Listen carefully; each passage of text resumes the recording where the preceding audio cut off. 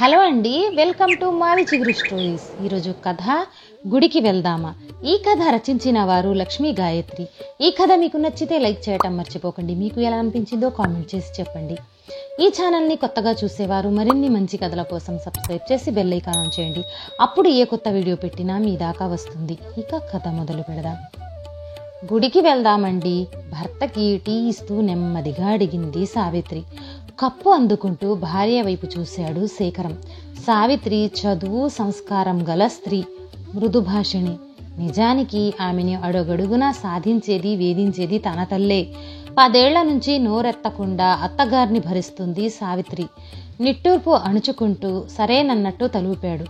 15 గంటలో ఇద్దరూ దగ్గరే ఉన్న శివాలయానికి వెళ్ళారు. దర్శనం చేసుకున్న తర్వాత కాసేపు అలా కూర్చుందాం అంటూ మండపం వైపు దారి తీసింది సావిత్రి. కాసేపు ఉండి, మీ అమ్మగారు చీటీ మాటికి నన్ను నానా మాటలు అంటున్నారండి అంది బాధపడుతూ. భార్య నిజం చెబుతోందని రాజశేఖరానికి తెలుసు. తల్లి ఇరుగు పొరుగుతో సావిత్రి మీద చెప్పటం అతను స్వయంగా విన్నాడు. కానీ తనేం మాట్లాడినా తల్లి ఊరు వాడ ఏకం చేయటం ఖాయం. అందుకే నోరు మూసుకొని ఉంటున్నాడు, నిజం ఒప్పుకోలేక. అయితే అమ్మతో జట్టి ఆడమంటావా అన్నాడు కటువుగా. శేఖరం గొంతులో ధ్వనించిన కాఠిన్యానికి సావిత్రి కళ్ళల్లో నీళ్లు తిరిగాయి. నేనా మాట అనడం లేదండి. అత్తగారు ఊరుకోరని నాకు తెలుసు. ఊరికే నా మనసులో బాధని విని కాస్త సానుభూతి చూపించమంటున్నానంతే. అయ్యో ఊరుకో అంటే చాలు నాకు. కనీసం నా భర్త నా పక్షాన ఉన్నాడన్న ధైర్యం వస్తుంది అంది కళ్ళ నీళ్లతో.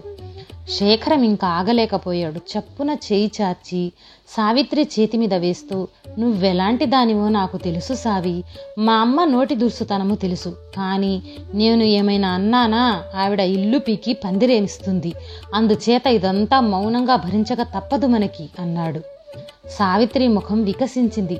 చాలండి, చాలు, ఈ మాత్రం ఓదార్పు నాకు చాలు అంది. కాలచక్రంలో 10 ఏళ్లు గడిచాయి. సావిత్రి అత్తమామలు స్వర్గస్థులయ్యారు. పిల్లలు పెద్ద చదువుల్లోకొచ్చారు. ఓ రోజు సాయంత్రం సావిత్రి శేఖరం దగ్గరకొచ్చి గుడికి వెళ్దామండి అని అడిగింది. సడన్ గా దేవుడి మీద ధ్యాస మళ్ళిందేమిటి? నవ్వుతూనే తయారయ్యాడు శేఖరం. గుళ్ళో దైవ దర్శనం చేసుకున్నాక సావిత్రి మండపం వైపు దారి తీస్తూ ఉంటే అప్పుడు గుర్తొచ్చింది శేఖరానికి 10 ఏళ్ల కిందటి సంగతి. ఇప్పుడు మాట్లాడుకోవటానికి ఏముంది అనుకుంటూ వచ్చి కూర్చున్నాడు. ఒక్క క్షణం ఆగి, సావిత్రే, మరో 3 ఏళ్లు పోతే మీకు 50 నిండుతాయి. ఈ వయస్సులో మీరు చేస్తున్న పని ఏమైనా బావుందా అంది మృదువుగానే. ఏం చేశాను ఆశ్చర్యంగా అన్నాడు శేఖరం. నిజానికి ఇంట్లో 4 గోడల మధ్య మాట్లాడుకోవలసిన మాటలివి. కానీ మీకు కోపం వచ్చి గొంతు పెంచుతారేమోనని భయపడి ఇక్కడికొచ్చాను. మన పక్కవాట అర్ధోక్తిలో ఆపేసింది సావిత్రి. శేఖరానికి వెంటనే అర్థమైపోయింది. పక్కవాటాలో కొత్తగా ఎవరో దిగారు. వాళ్ళమ్మాయి వసంతికి 30 ఏళ్లు దాటినా ఏ కారణం చేతనో ఇంకా పెళ్లి కాలేదు. సావిత్రిని అక్క అక్క అంటూ రోజుకి 10 సార్లు తమ ఇంటికి వస్తుంది. శేఖరానికి స్త్రీల లోలత్వం లేకపోయినా బావగారు బావగారు అంటూ వసంత తన వైపు చూసే చూపులో తేడా అతనికి ఇట్టే తెలిసింది. ఆ వయస్సులో సరదాగాను అనిపించింది. శేఖరం సరదా పసిగట్టిందో ఏమో సిగ్గులొలకబొయ్యటం, చాలే బావా అంటూ భుజం మీద ఒక దెబ్బ వేయటం దాగా ఎదిగింది. ఇక తమ ప్రవర్తన మిగిలిన వాళ్ళు గమనిస్తున్నారన్న స్పృహ ఇద్దరికీ లేకుండా పోయింది. ఇంకా తను కల్పించుకోకపోతే లాభం లేదని నిశ్చయించుకుని శేఖరాన్ని గుడికి తీసుకొచ్చింది సావిత్రి. భార్య నేరుగా అడక్కపోయినా తన దోషాన్ని ఎత్తి చూపించినట్టే ఫీల్ అయ్యాడు శేఖరం. ఆ పిల్లొచ్చి మీద పడుతూ ఉంటే నన్నేం చేయమంటావు? అయినా నేనిప్పుడు నిన్నొదిలేసి ఆ పిల్లతో లేచిపోబోతున్నానా ఏంటి అన్నాడు కోపంగా. ఆ పిల్లతో లేచిపోతే మాత్రమేనా తప్పు? ఎదిగిన పిల్లలు ఎదురుగా సరసాలాడితే తప్పు కాదా? ఇది వాళ్ల ప్రవర్తన మీద ప్రభావం చూపదా? వాళ్ళు దారి తప్పారా? అప్పుడు ఆ పాపం ఎవరిది? ప్రపంచమంతా ఎలా ఉన్నా తల్లి తండ్రి మాత్రం ఎంత గొప్పగా ఉండాలని ప్రతి పిల్లలు కోరుకుంటారు. వాళ్ళకెదురుగానే చీప్గా ప్రవర్తిస్తూ ఉంటే వాళ్ళ దృష్టిలో మీ విలువ తగ్గిపోదా? పెళ్లి కాకుండా మిగిలిపోయిన పాపానికి ఆ పిల్ల తొందరపాటుగా ప్రవర్తిస్తే బుద్ధి జ్ఞానం ఉన్న మనిషిగా సరిదిద్దాల్సింది పోయి అవకాశాన్ని దొరకబుచ్చుకోవటం మంచి పనేనా? సావిత్రి స్వరం మృదువుగానే ఉన్న మాటలు చాలా పదునుగా ధ్వనించాయి. శేఖరం మరిక తలెత్తలేకపోయాడు. సావిత్రి ప్రేమగా తన భర్త చేతిని తన 2 చేతుల్లోకి తీసుకొని, మీరు మంచివారు, మీకు ఆడదాని బలహీనత లేదని నాకు తెలుసు. ఇది మీకొక పరీక్ష అనుకోండి. మీ చెల్లెలి లాంటి పిల్ల దారి తప్పటానికి మీరు కారణం అవ్వకండి. ఆ పాపం మనకొద్దండి అంది. శేఖరం ముఖం తేటపడింది. అతను సావిత్రి చేతిని సున్నితంగా ముద్దు పెట్టుకుంటూ, థ్యాంక్స్ సావి అన్నాడు. వాళ్ళు ఇళ్ళు చేరేసరికి సావిత్రి కూతురుతో కబుర్లు చెప్తున్న వసంత వయ్యారంగా లేచి ఎదురొస్తూ, బావగారికి వాళ్ళ గుడి మీద ధ్యాస మళ్ళిందే అంటూ నవ్వింది. శేఖరం ఒక్కసారిగా ఆ పిల్లవైపు దీర్ఘంగా చూసి, వసంత, మా మరదళ్ళు నన్ను బావా బావా అని పిలుస్తూనే ఉంటారు. నన్ను అన్నయ్య అని పిలిచేవాళ్ళు మాత్రం ఎవ్వరూ లేరు. నువ్వు నన్ను అన్నయ్య అని పిలువమ్మా అన్నాడు. ఆ మాట వింటూనే వసంత ముఖంలో కలవరం కనిపించింది. మరెప్పుడూ శేఖరంతో తేడాగా ప్రవర్తించలేదామె. మరో 15 ఏళ్లు గడిచాయి. శేఖరం రిటైర్డ్ అయిపోయాడు.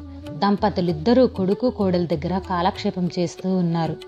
ఒకరోజు సావిత్రి వచ్చి, గుడికి వెళ్దామండి అంది. ఇద్దరూ బయలుదేరి ఆలయానికి వచ్చి శివ దర్శనం చేసుకుని మండపం మెట్ల మీద కూర్చున్నాక సావిత్రి అంది, మీకు కోడలంటే చాలా కోపంగా ఉంది కదూ? అవును, ఆ అమ్మాయి ప్రవర్తన నాకేమీ నచ్చటం లేదు. అయినా దానికి కాని దానికి ఒకటే విసుగు. భర్త అంటే కూడా లక్ష్యం లేదు. మనం ఇక్కడ ఉండటం ఇష్టం లేదేమో, వెళ్ళిపోదాం అని నీతో చెబుదామనుకుంటున్నానింకా కోపంగా అన్నాడు శేఖరం. సావిత్రి నవ్వింది. అదేమీ కాదండి, ఆ అమ్మాయికి మనమంటే చాలా గౌరవం, అభిమానం. సమస్యల్లా మీ కొడుకుతోనే వస్తుంది. అదేమిటి, వాడేం చేశాడు? వాడికి పిల్లలొద్దంట, ఏవేవో కారణాలు చెబుతున్నాడంట. ఆ అమ్మాయికి పాపం పిల్లలంటే చాలా ఇష్టం. పిల్లల మాట ఎత్తితే అసలు దగ్గరికే రావద్దని చెప్పేస్తున్నాడంట. నాతో చెప్పుకుని ఏడ్చింది. ఆ చిరాకులో ఉంది తను సానుభూతిగా అంది సావిత్రి. అయ్యో పాపం, ఆ అమ్మాయి ఎంత బాధపడుతుందో. నువ్వు నాకు ఈ విషయం చెప్పి మంచి పని చేసావు సావి. లేకపోతే నేను ఆ పిల్ల మీద కోపం పెంచుకుంటూ ఉండేవాణ్ణి. సావిత్రి చేతిని తన చేతిలోకి తీసుకుంటూ అన్నాడు శేఖరం. మర్నాడు పొద్దున్నే అతను కొడుకుని పిలిచాడు. ఒరే నాన్న, నిన్న రాత్రి తాతగారు నాకు కల్లో కనిపించారా. నాకు మనవడిగా పుట్టాలని ఉందిరా అన్నాడు. వంశం పెరిగితే గాని పితృదేవతలకి విముక్తి లేదురా అంటూ బాధపడ్డారు. పాపం, ఆయన ఆత్మ ఏం బాధపడుతుందో ఏమిటో. నీ కడుపున ఒక కాయ కాస్తే గాని నాకు మీ అమ్మకు కూడా స్వర్గప్రాప్తి ఉండదు. రేపొద్దున్నే మనం సంతాన వేణుగోపాలస్వామి ఆలయానికి వెళ్దాం అన్నాడు. తండ్రి మాటలకి కొడుకు తెల్లబోతూ అడ్డంగా వాదించాలని చూశాడు. కానీ శేఖరం పితృదేవతల గురించి ఏదోదో చెప్పి కొడుకు నోరు మూయించాడు. కొడుకు మరింకా మాట్లాడలేక తల వంచుకుని వెళ్ళిపోయాడు. ఆ మరుసటి నెలే కోడలు నెల తప్పింది. ఆనందంతో పొంగిపోయింది. అత్త మామల పాదాలంటింది. మరో వారం గడిచాక శేఖరం ఒకరోజు సావిత్రిని పిలిచి, గుడికి వెళ్దామా అన్నాడు. సావిత్రి ఆశ్చర్యపోతూ ఎందుకు అని అడిగింది. భార్యాభర్తలు ఏకాంతంలో ప్రశాంతంగా మాట్లాడుకుని సమస్యల్ని పరిష్కరించుకోవాలని నువ్వు నాకు 3 సార్లు ప్రాక్టికల్గా చూపించావు. ఇప్పుడు మనకి సమస్యలేమీ లేవు. కానీ వారానికి ఒకసారి ఇద్దరం ఎవరూ లేని ఏకాంతంలో కబుర్లు చెప్పుకుంటూ ఉంటే మన దాంపత్యం మరింత బాగుంటుందనిపించింది నాకు. మనసులోని అనురాగం ఈ మలి వయస్సులో చిగురాకు వేస్తుందనిపించింది. అందుకే శేఖరం ప్రేమగా నవ్వాడు. అంతకంటేనా, పదండి వెళ్దాం అంది సావిత్రి తను కూడా నవ్వుతూ. ఈ కథ నచ్చితే లైక్, షేర్ చేసి తప్పకుండా సబ్స్క్రైబ్ చేయండి.